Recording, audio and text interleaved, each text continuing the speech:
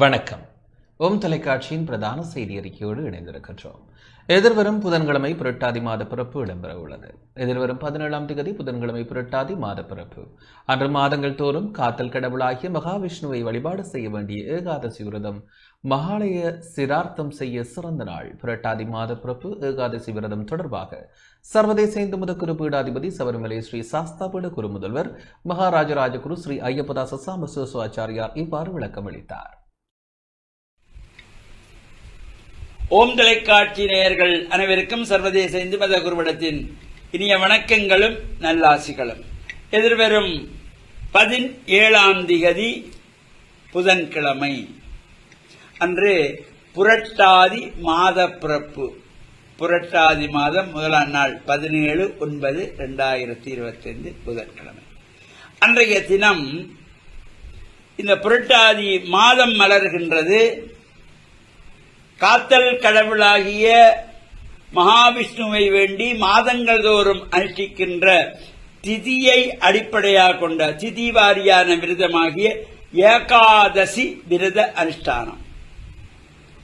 இந்த விஷ்ணு ஆலயங்களிலே சிறப்பான அபிஷேகங்கள், பூஜைகள், வழிபாடுகள், உற்சவங்கள் நடைபெறக்கூடியதாகவும் அந்த இடங்களிலே சென்று பிரார்த்தனை செய்வது, விரத அனுஷ்டானத்திலே ஈடுபடுகின்றவர்கள் ஆசாரசீரராக ஆலயங்களிலே சென்று பிரார்த்தனைகள், வழிபாடுகள் செய்ய வேண்டும்.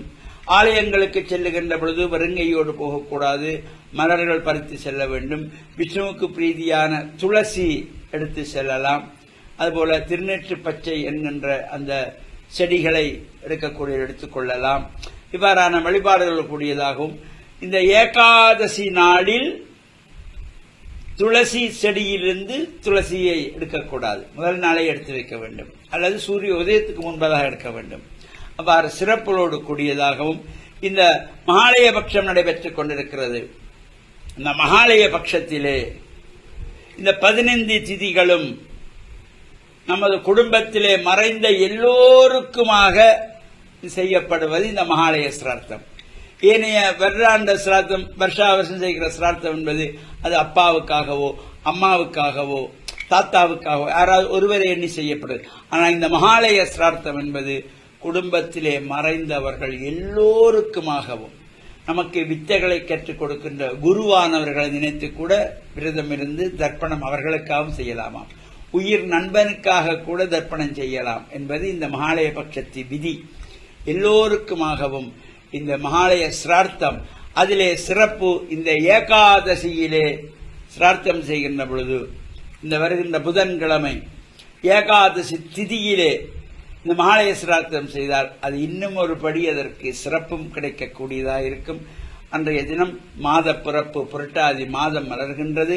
எனவே விஷ்ணு ஆலயங்கள் நடைபெறுகின்ற ஏகாதசி விரத பூஜை வழிபாடு நாம் கலந்து பிதர்களுடைய இந்த மகாலய பட்ச விரத அனுஷ்டானம் கலந்து தானங்கள் கொடுத்து தர்ப்பணங்கள் செய்து பிதர்களுடைய அன்பையும் ஆசியம் பெறுவதோடும் நாம் அடிக்கடி ஞாபகத்திலே வைத்துக் கொள்ள வேண்டியது, பிதர்களுக்கு படைக்கின்ற உணவு பதார்த்தங்கள் வீட்டிலே சமைத்த உணவுகளாக இருக்கணும் என்ற நல்ல சிந்தனையோடு நாம் பிதர்களுடைய ஆசியையும் பெற்று இறையருளும் பெற்று மண்ணில் நல்ல வண்ணம் வாழ ஓம் தொலைக்காட்சி நேயர்கள் அனைவருக்கும் சர்வதேச இந்து மத குருபீடத்தின் சார்பில் நல்ல ஆசிகளை கூறிக்கொள்வதில் மனமகிழ்வு கொள்கிறோம்.